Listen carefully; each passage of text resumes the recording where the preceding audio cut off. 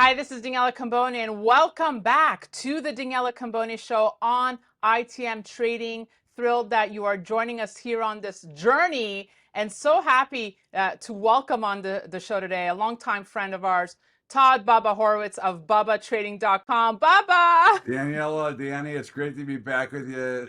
I'm so happy for you. It's great, and we're gonna have a great time, and I can't wait to talk to you. Well, yeah, and I was honored that you are among my first guests here. So thank you so much. First and foremost, before we start getting into all the meat here, how are you? How was your Thanksgiving? Everything was great, Danny. Had the whole family here. Flew my 95-year-old mother flew in for Thanksgiving. Oh, God bless. That's It was beautiful. great. We had a lot Beautiful. of fun. It was great. And how was yours? I, like you said, just family and a lot of food. My sister was in from Montreal with my niece, so I can't ask for anything more. And of course, my boys. So I'm anyhow, glad to know you're doing well. Let's talk business here. I couldn't wait to have you on so we can go through some of these news headlines with you. Let's start with one. Let's see if you were shocked by this. That Goldman Sachs, Bubba, says shine is returning for gold as investors ramp up bets on rate cuts. Analysts at Goldman Sachs said in a note just this weekend that, it is 2024 may just be gold's year. They said, quote, the potential upside in gold prices would be closely tied to US real rates and dollar moves. But we also expect persistent strong consumer demand from China and India alongside central bank buying, et cetera, et cetera. Are you surprised by the bullishness of Goldman Sachs? I'm more suspect to the bullishness of Goldman Right. Sachs. As a floor trader, Danny, I was a floor trader for 30 years, and many of the big banks would have more than one broker, and in a big pit, they could kind of say one thing on one side of the pit, but really have the big order on the other side of the pit. It wouldn't shock me at all if we found out in their open positions that they ended up selling gold here. But I think longer term, they are right. And I think that there is a lot of shine to gold going forward. And I do agree for all the reasons that they said, but they may be looking to sell some here as we get this late rally at the end of the year. Remember, it's a long period. 2024 is a whole year, and we're still a month That's away right. from that. So we can still see a lot of action, but I do think that gold looks really good. As I told you earlier this year, I thought it would make an all-time new high this year. That's still on the cards as far as I'm concerned, but Right. it may not make it, right? We've had too much turmoil, but at the end of the day, the interest rate market will have some effect on it.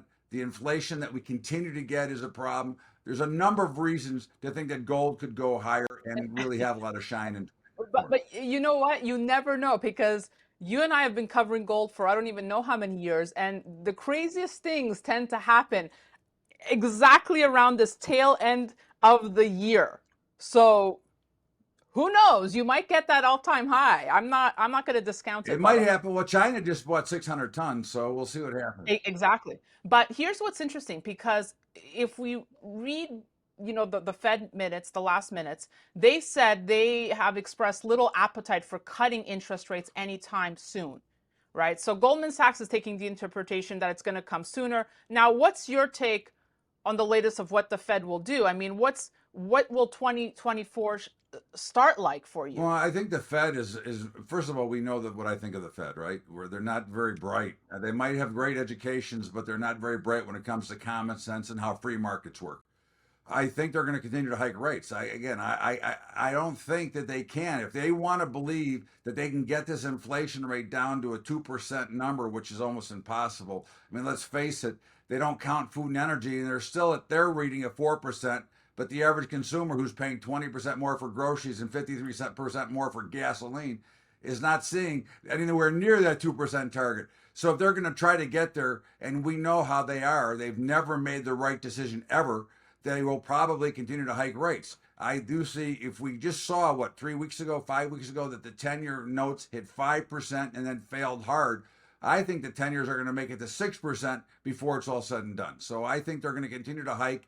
And yes, that does have an adverse relationship to gold, except that we don't know the exact correlation or what everybody else is thinking at the same time. And what's interesting though, Baba, is, despite the inflation we're seeing, I mean, if we believe the reports that they're telling us, the consumer, especially through Black Friday, Cyber Monday, with the online sales. I mean, we're speaking today, it's Cyber Monday, but uh, they've beat expectations. So the consumer, would you not agree, is still there, is healthy, wants to spend, and No, whether that's a wise idea or I not? would disagree. I think the consumer wants to spend. I think they are spending. But let's remember one thing: there's a lot of credit out there, and there's a lot of funds out there. There's a lot of money. The Fed oversupplied the money supply, and of course, there's a lot of credit cards out there, and we have never had in history. Forget about the dollar amount because obviously dollars changed, inflation, the numbers changed. But the number of people that are at limit on at least one credit card has never been this high, and they've got more than one credit card. And these people are never going to get out of debt because of the usury rates that you pay when you finance a credit card and pay the monthly minimum. Yeah, So yeah. we have, yes, they're spending, but are they spending money that they have? Or are they spending Well, future money that they hope to make? exactly. But you know, not to get too deep here, Bubba, but with the inflation we're seeing, right? With prices just out of whack, really, on so many items, don't you feel it's almost become like monopoly money in the sense that people have lost the sense of what money means? So it's kind of like, all right, $300 for this sweater, why not? Right? I agree. That there's a loss of value to money, of how much this is really costing, I agree. or it almost doesn't feel real anymore. So it's like, well, let's just keep spending and spending and spending. Well, it's spending because maybe we won't have to pay it back. Maybe like the student loans, will try to waive that as well. Right. Look, people spend. We've seen this movie before. They spend until they can't spend anymore. So as long as they're still working, as long as they're still holding a job, and as long as they can still make the minimum payment or a payment on their credit card, people will continue to spend. Remember, nobody cares until it affects them directly. And if we start losing jobs, if industry starts to fail, which I would certainly expect that to happen, I think then all of a sudden it becomes a problem. But remember, the banks didn't have a problem in '08 until it became a problem, and then they needed to be bailed Mhm. out by the Federal Reserve. And I think that same scenario is rebuilding, just like the housing market is making it bubblish here. So we've got lots of problems and lots of warning signs that nobody wants to pay attention to.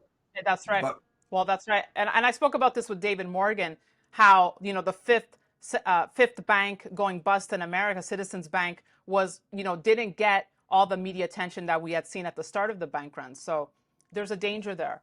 Um, I want to bring up a topic that I know will get you going because you just love talking about oil. While the UAE reportedly planned to use its role as the host of the biggest and most important annual climate conference as a platform to lobby foreign government officials for oil and gas deals. This was leaked via documents. They were published by the Center for Climate Reporting.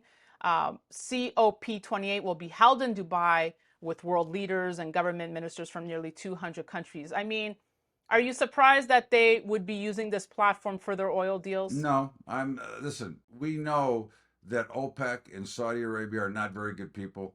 They do not have the best interest of anybody but themselves, which is why Saudi Aramco is the biggest company in the world. You can bet that there will be many things going on that will not benefit us at all. And you will see oil prices probably skyrocketing because I certainly expect to see oil prices, the production cut. Now, if we go back just a couple of weeks when we had a week before the Mideast trouble, oil was at $95 a barrel.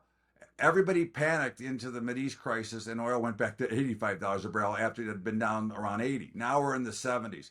I would firmly expect to see OPEC and Saudi cut production along with Russia and try to shorten up on the world so that they can get these prices a lot higher, which is going to be another problem. But as long as we're dependent on others to produce product that we have here, we're going to pay a lot more for it than we should. Want to get your thoughts now on President-elect Javier Milei in Argentina, who, as wants to end the central bank. He said that the closure of the country's central bank, which was a key campaign pledge for him, was a non-negotiable matter. Now, President Trump has praised Milei. He's been making headlines around the world. What do you make of of him, Bubba, of his win? And could this be a domino effect for other countries here? I think if you're a smaller country, which I would still consider Argentina a smaller country, yes, it can happen. Yes, they might be able to do something. Here, the problem is you can't get a third party on the ballot in all 50 states. So you have that problem. Could a libertarian win here? If they had a same fair chance, they could. But remember the old story, Daniela, is you've got Coke and you got Pepsi who advertise for each other, and they keep shutting out RC Cola. So the Democrats and Republicans each push for each other, basically, because even if they're against them, they're keeping them in the news. But you never hear about the independent parties. There's only one independent in my lifetime had a chance to win, which was Ross Perot.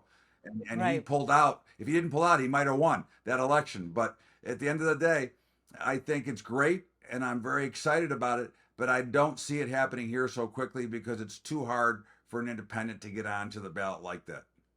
And I know it's still a little early to speak about this, but when with 2024 around the corner, everything's going to ramp up politically here in the U.S. How do you see the race shaping up? I always love asking you this. Well, I tell you, I mean, I actually believe that Donald Trump's going to win. I think that all of this bad press that they think they're giving him is actually giving him more fuel to the fire. I mean, he's definitely leading in a lot of cases.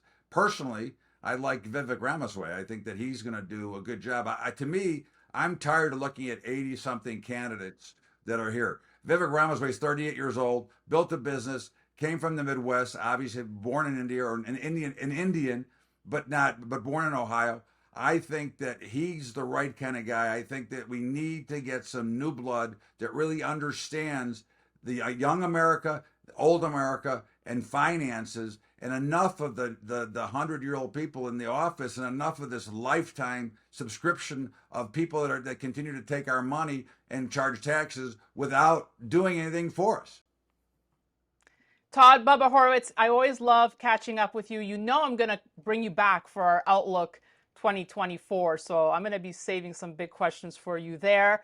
Thank you so much, my friend. I really appreciate you coming on with me today. Danny, it's great to be with you. And once again, congratulations. You are the best, and I've always loved you. So you keep going for it. All right.